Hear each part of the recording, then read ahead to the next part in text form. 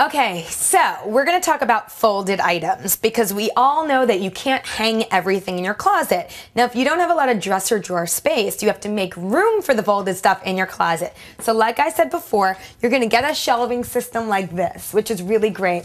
And I love seeing my jeans. I don't want to have them all, laid out. I want to see them as soon as I open my closet because I wear jeans pretty much every day. So you're going to fold a pair of jeans and you're going to have a shelf that is just for jeans. So what I like to do is have jeans, bags, t-shirts, and then other t-shirts that I would wear to the gym.